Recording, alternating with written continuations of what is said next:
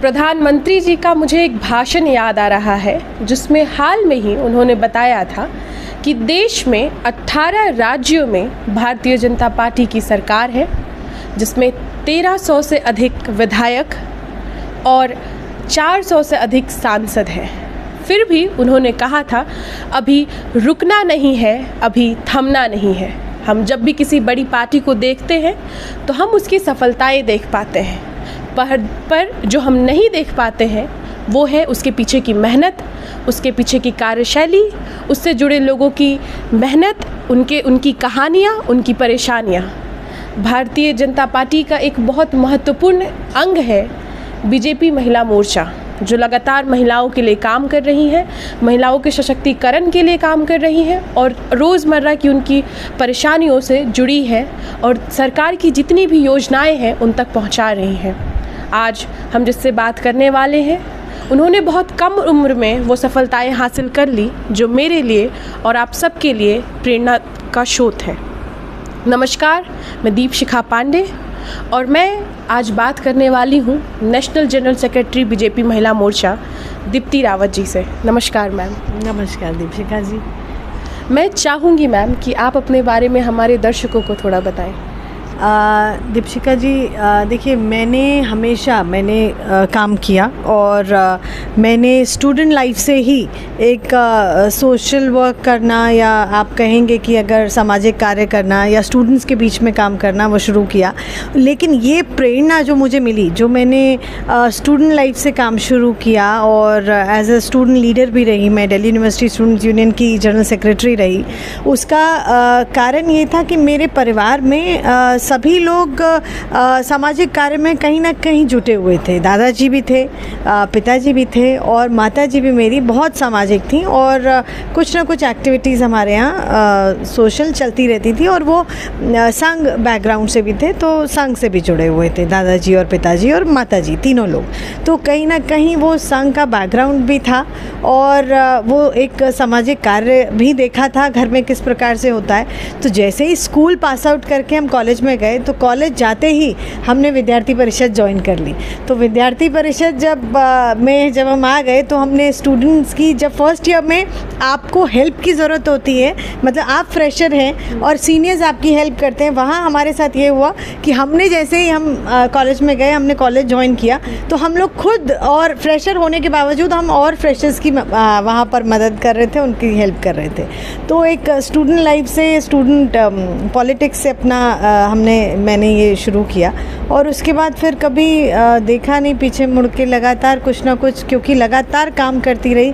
कभी मैंने अपने काम में, कभी किसी भी चीज़ में, क्योंकि पर्सनल लाइफ में बहुत सारी चीज़ें आती हैं, क्योंकि उस वक्त तो आप स्टूडेंट होते हैं, स्टूडेंट के बाद आपकी शादी हुई, फिर बच्चे भी हुए, 2 बेटियां हैं मेरी। लेकिन मेरे काम करने की जो गति थी उसमें थोड़ा मैंने कम ज़्यादा ज़रूर हुई होगी, लेकिन कभी रुकी नहीं। तो वो लगातार मैं हमेशा करती रही। जैसा कि आपने बताया, अपना सफ़र काफ़ी मोटिवेटिंग था। जब आप कहीं खुद फ्रेशर होके आप सबकी मदद कर रही हैं, मुझे लगता है वो लीडरशिप क्वालिटी पहले से ही डेवलप्ड है। और जैसा कि आपने बताया कि पहली जो लर्निंग होती है, पहली जो लेसन होती है किसी भी बच्चे की, वो घर पर होती है। तो मुझे लगता है आप घर से ही तैयार थी कि पार्टी में आना है। मेरा एक बहुत पसंदीदा सवाल था, जब मुझे आपके बारे में मुझे पता चला कि आप पत्रकारिता में थी इससे पहले, उसके बाद आपने पार्टी ज्वाइन की, तो क्या वजह रही कि आपने भारतीय जनता पार्टी ही चुनी? देखिए, एक तो संघ का बैकग्राउंड होना, दूसरा ये कि बहुत से ऐसे स्टूडेंट्स हैं जो जब कॉलेज में आते हैं तो ज़रूरी नहीं है कि परिवार में जो विचारधारा हो वो उसी को ज्वाइन करें। बहुत से ऐसे लोग हैं, हम जेएनयू जाते हैं तो वो इन्फ्लुएंस कई बार हम दूसरे जो स्टूडेंट वहाँ पर हैं ऑर्गेनाइजेशंस, उनसे हो जाते हैं और उसका वहाँ खैर होने का कारण है वहाँ के टीचर्स, वो उसका कारण है, वो एक अलग विषय है। या फिर हमारा हमारा अपना कोई पर्सनल भी एक व्यू हो सकता है, लेकिन भारतीय जनता पार्टी ज्वाइन करने का और यहाँ काम करने का जो सबसे जो मकसद था वो ये था कि ये राष्ट्रवादी पार्टी है। हम जो बात करते हैं, हम अपने देश की बात करते हैं, हमें अपने देश पे गर्व है। हम कभी देश को हम ये नहीं कहते हैं कि हम लोगों को ऐसा बनना है, हमें वैसा बनना है। हम भारतीय हैं और हम में क्या महत्वपूर्ण है, क्या चीज़ें हमारे पास थी, क्या हमारा सांस्कृतिक एक परिवेश था है और क्या रहा है, और जिसको कई बार कई लोगों ने, जितने लोग यहाँ आए, इस देश में आक्रमण भी हुए, बहुत कुछ हुआ, उसको डिस्ट्रॉय करने की भी कोशिश की गई, लेकिन अभी भी भारतीय संस्कृति बरकरार है और कहीं ना कहीं उसमें कुछ ना कुछ बात है, कुछ ना कुछ मजबूती है जो वो है।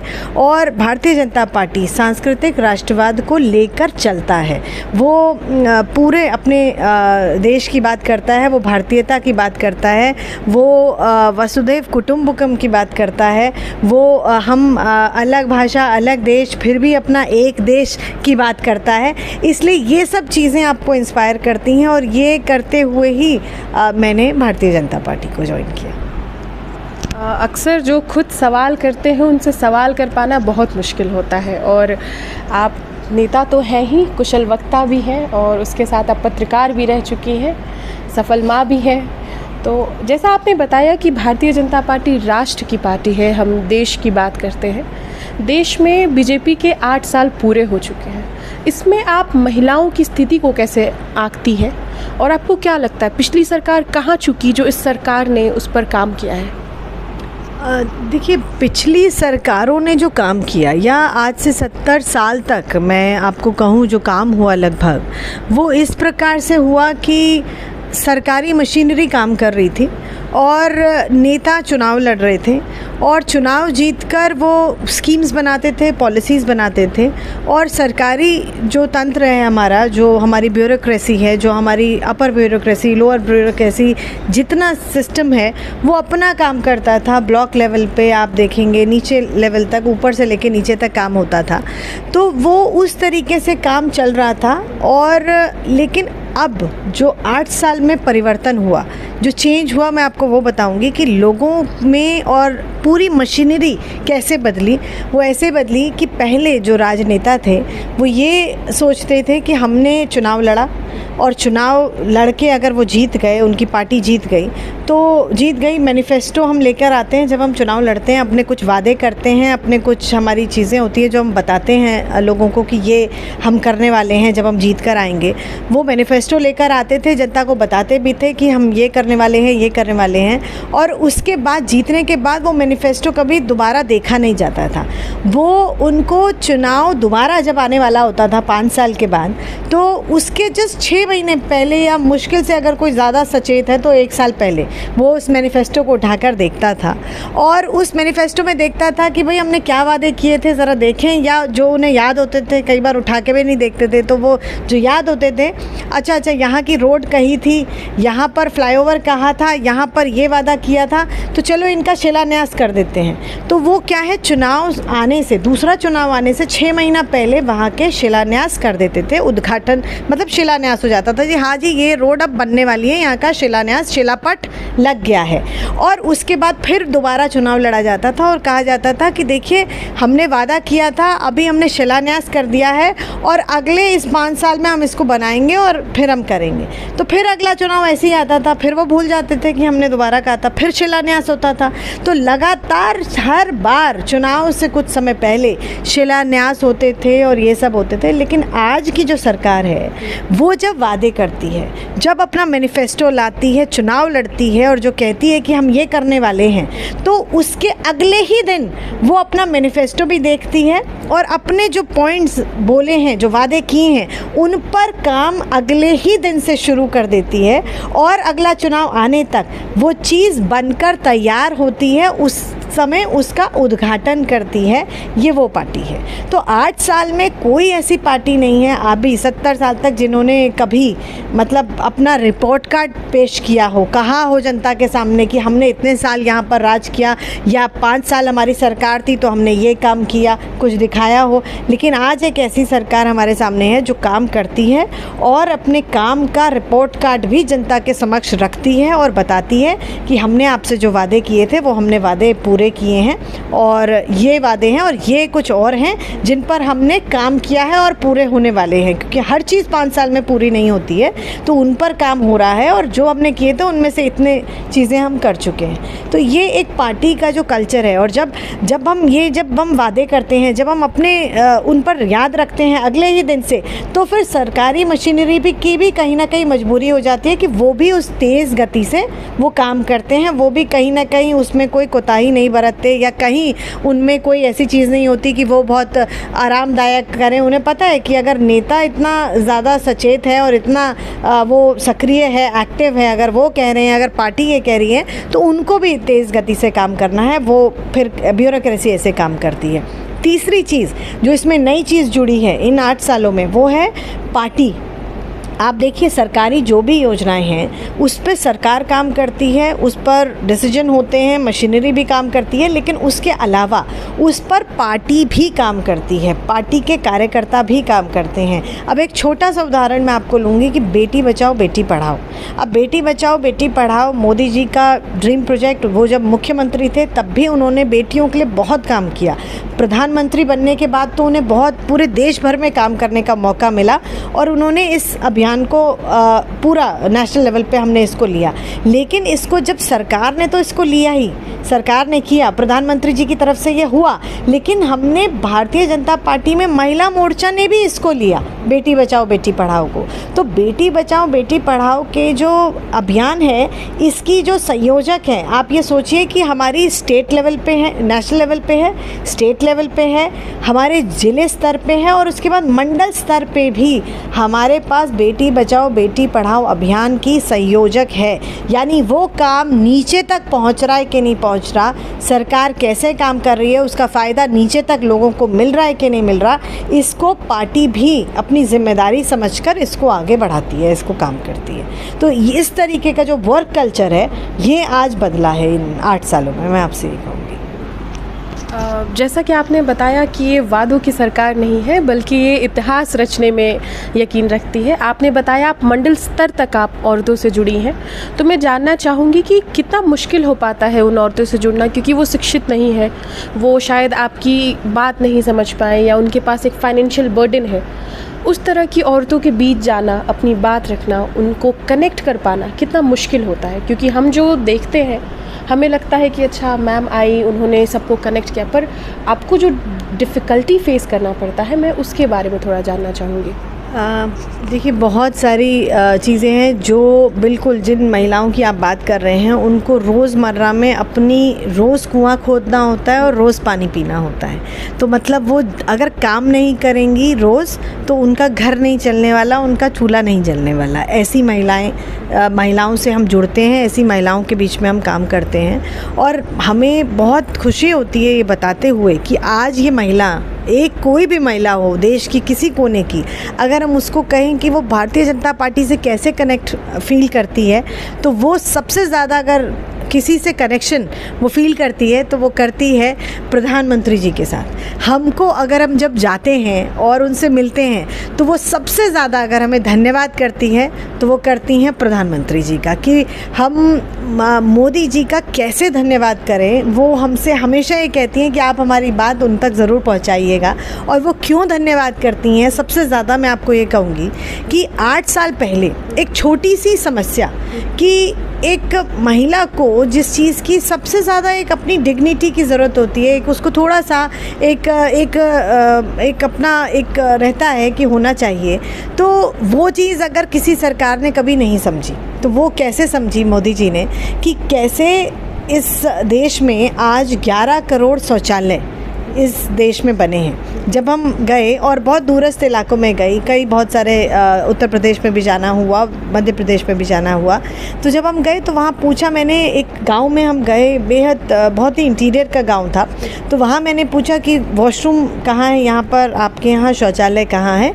तो मुझे स्वयं से जाना था, तो मैंने पूछा, तो उन्होंने कहा इज़्ज़त घर यहाँ है हमारा।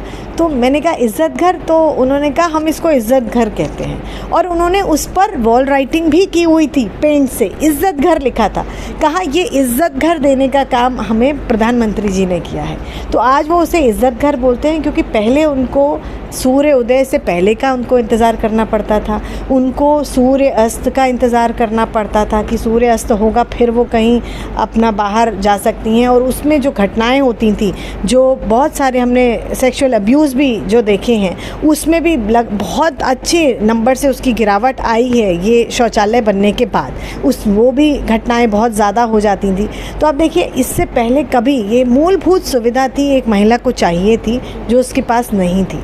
आज एक हर घर में लोगों के पास इज़्ज़त घर है, लोगों के पास शौचालय है, तो उससे उसकी कहीं ना कहीं वो डिग्निटी भी मेंटेन करती है, और उसको बहुत ये भी लगता है कि हाँ, कोई उसकी चिंता कर रहा है, कोई उसके बारे में सोच रहा है। मैं पहाड़ी राज्य से आती हूँ, तो पहाड़ में ज़्यादातर क्या होता है, महिलाओं का बहुत समय चूल्हे जलाने में जाता है। जैसे कि वो पहाड़ जाती है, लकड़ी लेकर आती है, या पेड़ पर चढ़ेगी, पेड़ से लकड़ी काटेगी। कई बार ऐसा होता है पेड़ से लकड़ी काटते हुए गिर जाती हैं, खाई में गिर जाती हैं, चोट लग जाती हैं, बहुत सारी ऐसी दुर्घटनाएं हमारे सामने आती हैं। तो ऐसी बहुत सारी दुर्घटनाएं कई बार जब सामने आती हैं, तो उनका बहुत सारा समय लकड़ी लाने में, उसको जलाने में, सुखाने में, इसी में जाता था। लेकिन जब से उज्ज्वला योजना आई, तो महिलाओं को उनकी जो हेल्थ है, एक तो उनका जो सेहत है, वो कैसे धुएं उनको लेना पड़ता था जब वो चूल्हा जलाती थी। लगभग 200 और 400 सिगरेट का धुआं वो एक बार चूल्हा जलाने से ले रही थी। तो उसको एक तो उसका हेल्थ का भी फ़ायदा उससे हुआ, दूसरा ये जो दुर्घटनाएं थी इससे भी वो बची, उसका समय भी बचा। तो ये सब चीज़ें जब हुई, तो उसने उसके लिए भी मोदी जी को और प्रधानमंत्री जी को धन्यवाद किया। तो ये सारी चीज़ें पहले भी कभी हो सकती थी, क्योंकि पहले ये प्रिविलेज्ड लोगों के पास थी। पहले जब आपको गैस का कनेक्शन चाहिए तो आपको एक कूपन लेना होता था, और आपको वो कूपन से जाकर आपको गैस का कनेक्शन मिलता था। आपको टेलीफोन का कनेक्शन चाहिए तो आपको कूपन लेके जाना पड़ता था अपने सांसद जी से, फिर जाके आपको वो टेलीफोन का कनेक्शन मिलता था। लेकिन आज आपको कनेक्टिविटी हो, चाहे आपको गैस का कनेक्शन हो, ये सब आपको मैं कहूँगी जो उज्ज्वला है, तो वो जो बीपीएल परिवार हैं, उनको तो हम फ्री ऑफ कॉस्ट वो कनेक्शन उज्ज्वला के ज़रिए मिल रहा है। और लगभग 9 करोड़ महिलाओं को आज ये उज्ज्वला कनेक्शन मिल चुका है। ये सोच से परे था। 8 साल पहले कभी किसी ने सोचा नहीं था कि उज्ज्वला कनेक्शन या हम गैस के कनेक्शन को हम फ्री भी दे पाएंगे। तो बिल्कुल, अब आपने योजनाओं की बात कर दी है, तो अभी हाल ही में उत्तर प्रदेश चुनाव हुए थे, वहाँ पे उज्ज्वला योजना, राशन योजना, इन सब से लोगों को काफ़ी फ़ायदा मिला, और वुमेन वोटर्स जो थी वो काफ़ी एक्टिव नज़र आए। उनका बहुत इम्पोर्टेंट रोल था पिछले चुनाव में। अभी हिमाचल में गुजरात में चुनाव आने वाले हैं, वहाँ की महिला वोटर्स के लिए आपके पास क्या प्लान है, पार्टी का क्या प्लान है? देखिए, उत्तराखंड में तो चुनाव हो चुका है, और फरवरी में चुनाव हुआ, और हमने भारी बहुमत से वहाँ से बीजेपी को जिताया। और उत्तराखंड में ये एक मिथ था, लोग सोच रहे थे कि एक बार कांग्रेस, एक बार बीजेपी, एक बार कांग्रेस, एक बार बीजेपी का जो एक था। और दूसरा उत्तर प्रदेश में जो आपने देखा कि जिस प्रकार से 35 साल से कोई ऐसी सरकार नहीं थी, जो पार्टी नहीं थी जो रिपीट हुई हो, दोबारा उसी पार्टी ने सरकार बनाई हो उत्तर प्रदेश में। ऐसे ही मिथ हिमाचल का भी है, और उस मिथ को भी हम तोड़ेंगे, उसको भी एक हम तोड़ेंगे कि जो हमेशा वहाँ पे भी कहा जाता है कि एक बार एक पार्टी की सरकार है, दूसरी बार दूसरी पार्टी की सरकार है। आज इस बार आप देखेंगे कि इस बार हिमाचल में भी भारतीय जनता पार्टी दोबारा आएगी और दोबारा सरकार बनाएगी। और गुजरात में तो कोई दूसरा है ही नहीं। आप देखिए कि जैसे ही हमने उत्तर उत्तर प्रदेश का चुनाव जीता, हमने उत्तराखंड का जीता, हमने त्रिपुरा जीता, हमने गोवा जीता। तो ये सब करने के बाद हम अगले ही दिन प्रधानमंत्री जी वो अहमदाबाद में उन्होंने और गांधीनगर में उन्होंने रोड शो किया। तो सभी चैनल्स ने और सभी ने कहा कि देखिए ये फ़र्क है भारतीय जनता पार्टी और दूसरी पार्टीज़ में कि बाकी लोग जीतते हैं, उसके बाद जश्न मनाते हैं, आराम करते हैं, लेकिन ये जैसे ही जीते प्रधानमंत्री जी अगले दिन से फिर दोबारा दूसरे प्रोजेक्ट पे वो काम करने लगे और दूसरा काम शुरू कर दिया। उनका ये एक जो काम करने की ज़ील है, उसी से हम लोगों को भी प्रेरणा मिलती है कि हम कैसे ऐसे इतना ज़्यादा इतनी तेज़ गति से काम कर सकते हैं, क्योंकि कई बार आप थकते भी हैं, कई बार परिवार की भी स्थिति होती है, लेकिन उनको देख के आप प्रेरणा ले सकते हैं कि जब वो कर सकते हैं तो बाकी तो हम लोग तो कर ही सकते हैं, हम लोग क्यों नहीं कर सकते हैं। तो देखिए इस बार भारी बहुमत से मैं आपको कहूँगी कि आने वाले भी जहाँ चुनाव है वहाँ भी भारतीय जनता पार्टी जीतेगी, और वहाँ भी जिस प्रकार से इस बार हमें बाकी महिलाओं का समर्थन मिला है और महिलाओं ने ज़्यादा मोदी जी की तरफ अपना एक रुझान भी दिखाया है, उनको वोट भी किया और भारतीय जनता पार्टी पर विश्वास किया, ऐसे ही इन प्रदेशों में भी भारतीय जनता पार्टी पर ज़्यादा विश्वास महिलाएं करती ही हैं, वो जुड़ी हुई हैं और वोट भी करेंगी, और आप देखेंगे कि भारी बहुमत से हम जीत कर आएंगे। देश में कई पार्टियां ऐसी भी हैं जो अपने परिवारवाद के लिए बहुत ज़्यादा प्रसिद्ध है। मैं जानना चाहूँगी कि पार्टी के अंदर, भारतीय जनता पार्टी के अंदर, अगर आपकी जो समस्याएं हैं वो किस तरह सुनी जाती हैं? क्या यहाँ भी कोई हायरार्की है, या अगर आपको अपनी बात रखनी हो किसी उच्च स्तर पे तो क्या आपको भी चैनल के थ्रू जाना पड़ता है? कितनी पारदर्शिता है काम के बीच? पार्टी आपको कितना समझती है? देखिए, बाकी पार्टीज़ में परिवार उन पार्टीज़ को चलाते हैं और एक ही परिवार होता है, वही पार्टी का सर्वे सर्वा है। अगर उस परिवार ने या उस फैमिली ने कुछ कह दिया और तय हो गया तो वो पार्टी का डिसीजन होता है। भारतीय जनता पार्टी में जो निर्णय होते हैं वो सामूहिक निर्णय होते हैं। यहाँ सब लोग मिलकर निर्णय लेते हैं, मिलकर बात करते हैं। कोई भी अगर निर्णय हो, अगर आपको चुनाव लड़ना है, आपको पार्टी में काम करना है, आपको कोई भी विषय रखना है, तो आप अपने बहुत सारे आपके पास चीज़ें हैं जहाँ पे आप अपनी बात रख सकते हैं। आप अपने अध्यक्ष से बात रखिए, आप अपने संगठन मंत्री जी से रखिए, आप अपने जो भी आपके जो आप जिस टीम में काम कर रहे हैं उनको आप अपना विषय रख सकते हैं, और फिर आपको ये सारी चीज़ें वो आगे ज़रूर पहुंचाते हैं।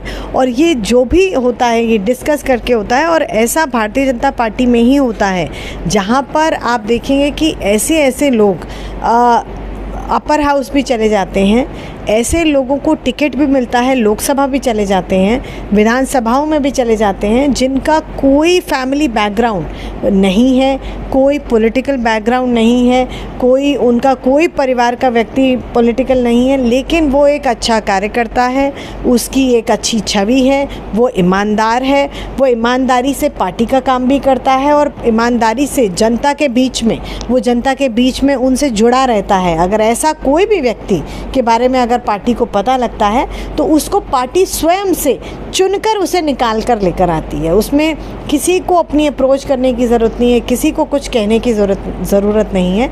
आज भारतीय जनता पार्टी इस प्रकार से काम करती है, इसीलिए ये पार्टी थोड़ी सी दूसरी पार्टी से हम इनको अलग कहते हैं, क्योंकि यहाँ पर कार्यकर्ता और जो काम करने वाला व्यक्ति है उससे उसकी पूरी एक बात सुनी भी जाती है और समझी भी जाती है।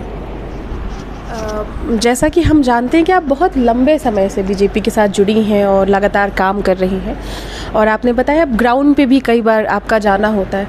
कोई एक ऐसा मोमेंट जो आपके मन में रह गया, या कोई एक भावुक पल? क्योंकि जब गांव के लोग आपसे मिलते हैं तो वो पूरे मन से मिलते हैं, या तो वो पूरे गुस्से से मिलते हैं या पूरे मन से मिलते हैं। कोई एक ऐसा पल जो आपको लगा कि ये मुझे और जोड़ता है मेरे लोगों से, या ये मेरा मोटिवेशन है आगे जाके?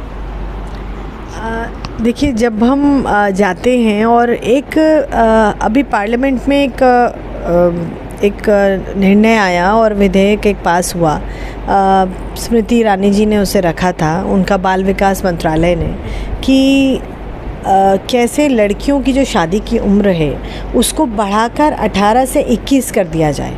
तो ये प्रपोज़ किया है, ये अभी स्टैंडिंग कमेटी के पास गया है और वहाँ पर तय होके और ये फिर एक कानून बनेगा। अभी ये अभी प्रोसेस में है।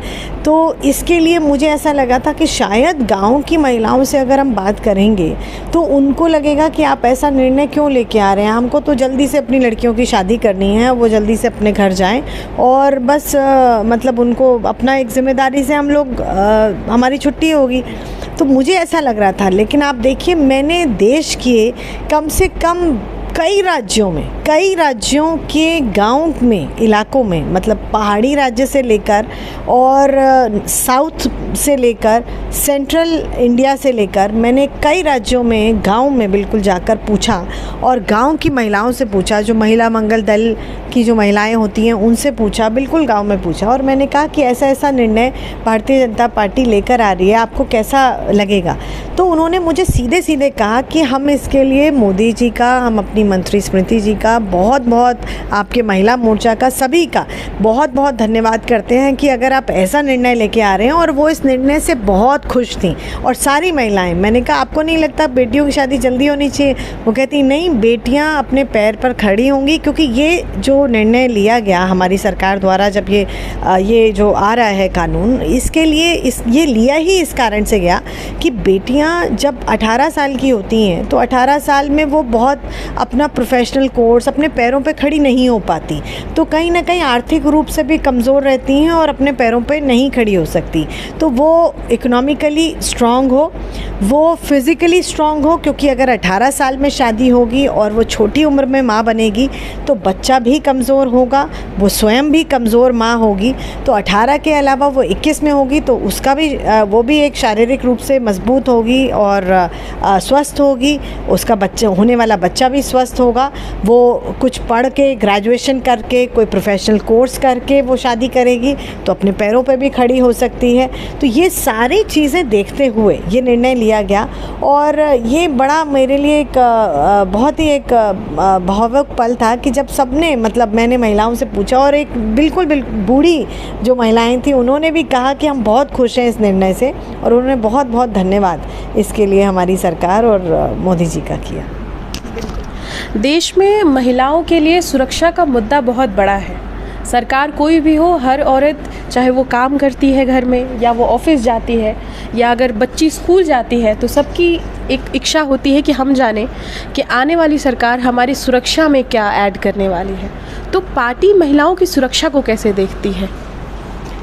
देखिए, सुरक्षा को तो ऐसे ही देखती है कि पूरा चुनाव अगर आप उत्तर प्रदेश का देखेंगे तो महिलाओं ने अगर वोट किया भारतीय जनता पार्टी को तो सुरक्षित माहौल देने के कारण पार्टी को वोट किया, भारतीय जनता पार्टी को वोट मिला।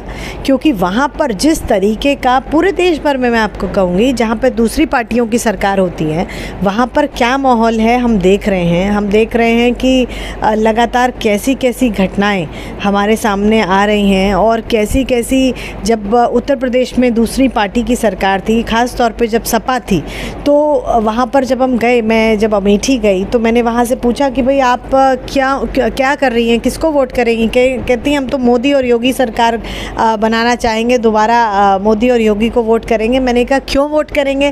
तो उन्होंने कहा भाई देखिए, जब पहले यहाँ पर अखिलेश थे तो यहाँ पर हम अपनी बेटियों को कॉलेज नहीं भेज पा रहे थे, हम उनको स्कूल नहीं भेज पा रहे थे, या तो हम स्वयं उनको लेने जाएं और छोड़ने जाएं।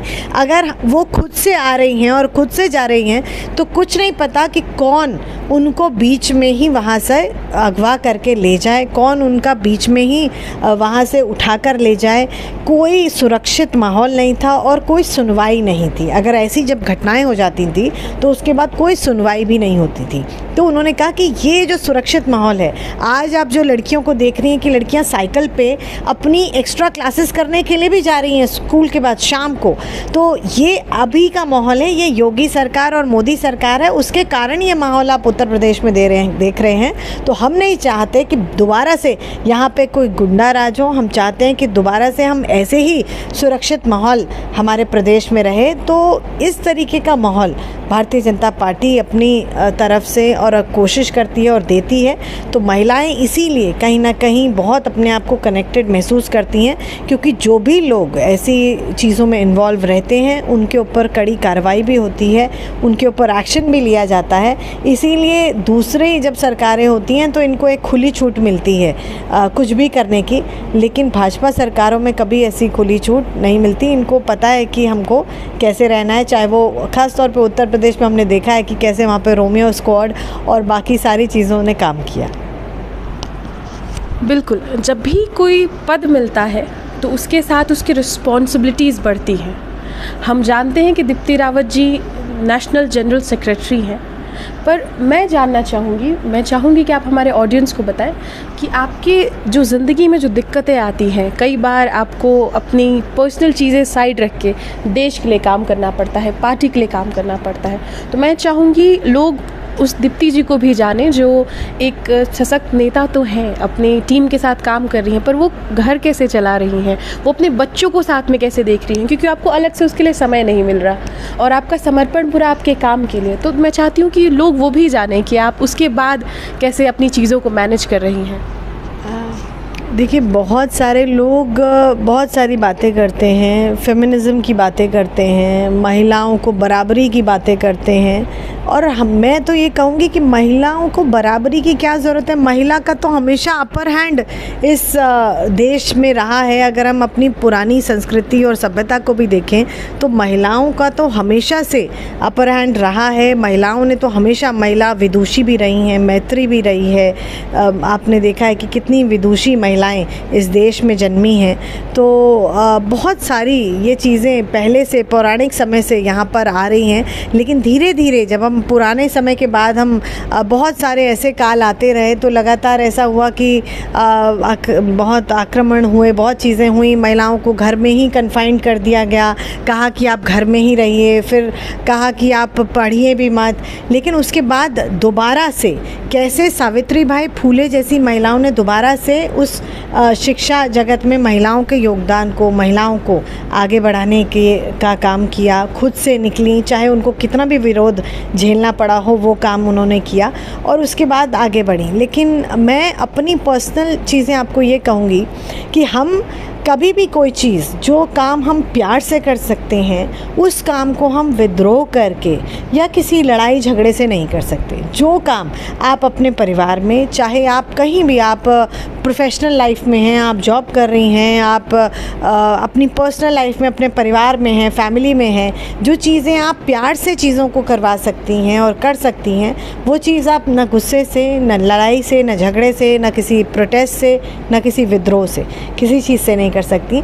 तो मैं यही कहूँगी कि मैंने हमेशा से ये किया कि आपको पूरा समर्पण पूरी समय चीज़ों के लिए चाहिए। आप अगर माँ हैं तो आपको बच्चों के लिए भी समय चाहिए। मैं कहूँगी कि अगर हमारे पास क्वांटिटी ऑफ टाइम नहीं है तो हम क्वालिटी ऑफ टाइम तो बच्चों को दे सकते हैं, तो आप वो दीजिए। आप परिवार में भी, आप अपने बड़े जो घर में हैं, जो आपके माता पिता हैं, आपके सास ससुर हैं, उनको भी समय देना ज़रूरी है। तो आप अगर ज़्यादा समय नहीं दे सकती हैं, आप वर्किंग हैं, तो लेकिन आप क्वालिटी तो दीजिए। जिस दिन आपकी छुट्टी है, जिस दिन आपका ऑफ है, आपका संडे है, हम लोगों का तो कोई संडे भी नहीं होता, लेकिन हमें जिस दिन भी मिल जाता है समय, हम उस दिन कर लेते हैं। लेकिन मैं बाकी लोगों के लिए कह रही हूँ जो वर्किंग वुमेन है, कम से कम वो क्वालिटी ऑफ टाइम हमको देना चाहिए। और देखिए, जब हम घर में होते हैं ना, तो हम घर में, हम बच्चों की माँ हैं, हम अपने पति की पत्नी हैं, हम अपने बड़ों की बेटी हैं,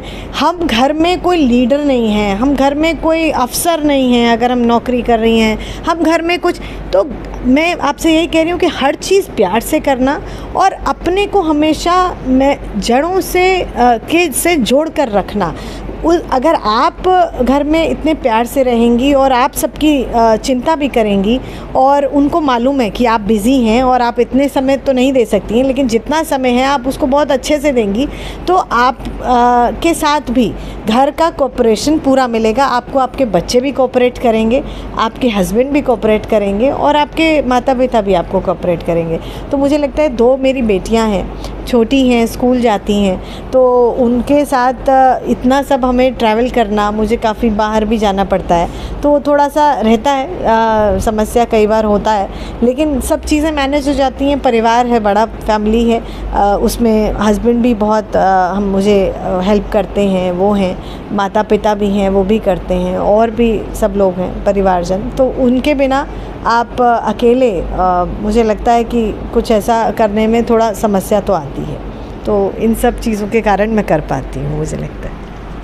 मैंने कहीं सुना था कि एक महिला के क्षमता की कोई सीमा नहीं होती, उसके परिश्रम की कोई सीमा नहीं होती। मैं दीप्ति रावत जी में वो देख रही हूँ। दीप्ति जी, आपको बहुत सारी महिलाएं सुन रही हैं, बहुत सारे लोग सुन रहे हैं। आप बताइए कि वो जो महिलाएं, जो लड़कियाँ, जो बच्चियाँ आपको सुन रही हैं, वो आपसे कैसे जुड़ पाए? देखिए, मैं यही कहूँगी जो लोग इसको सुन रहे हैं कि हमको अपनी लाइफ में हम जब काम करते हैं, जब हम स्टूडेंट होते हैं, तो हमारे बहुत सपने होते हैं। हमें लगता है कि हमें हमारा करियर ओरिएंटेशन होता है, हमें ये बनना है, किसी को जर्नलिस्ट बनना है, किसी को IPS ऑफिसर बनना है, किसी को IAS बनना है, किसी को बैंकर बनना है। बहुत सारे अलग अलग स्ट्रीम्स हैं, लोगों को बनना होता है।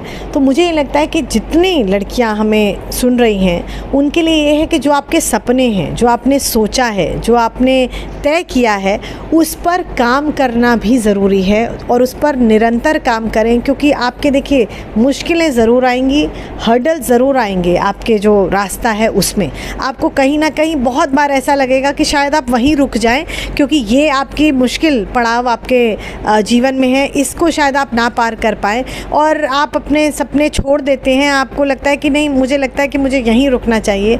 लेकिन मैं उनको ये कहूँगी कि देखिए, मुश्किलें आती रहेंगी, लेकिन आप जब अपने लक्ष्य की तरफ बढ़ेंगी तो वो मुश्किलें धीरे धीरे ऐसे बीतेंगी जैसे आपको पता भी नहीं लगेगा। बाद में जब आप सोचेंगी तो अब आपको लगेगा अच्छा, ये उस वक्त कितनी बड़ी मुश्किल लग रही थी, लेकिन बाद में आपको वो कोई मुश्किल नहीं लगेगी। और अपने जो भी आपका एम हो उसको ज़रूर उसको पूरा कीजिए, उसको फॉलो कीजिए, और उसके लिए सबसे मिलजुल कर, घर में लड़के नहीं, किसी से विद्रोह करके नहीं, लेकिन प्यार से सबको समझाते हुए कि हाँ, ये आपको करने की ज़रूरत है, आपकी इच्छा है, आप चाहती हैं कि आप ये करें। जब आप अपना 100% देंगी तो आपको भी सामने से 100% ज़रूर मिलेगा। मैं यही आप सबको कहूँगी। नारी की शक्ति केवल क्रांति में नहीं, उसकी शांति में और उसके प्रेम में भी है। आज दीप्ति जी से बात करके ये महसूस हुआ कि मोर्चा के पीछे जो महिलाएं हैं, जो लोग जुड़े हैं, वो कैसे दिन रात एक कर रहे हैं, वो कैसे गांव में जा रही हैं, सारी महिलाओं तक स्कीम पहुंचा रही हैं सरकार की। तो जब आप बीजेपी देख रहे हैं तो आप उसके पीछे महिला मोर्चा का संघर्ष देख रहे हैं, उनकी मेहनत देख रहे हैं। और दीप्ति रावत जी जैसे कई लोग हैं जो इनसे जुड़े हैं, कई महिलाएं हैं जो लगातार देश के विकास में अपना योगदान दे रही हैं। धन्यवाद।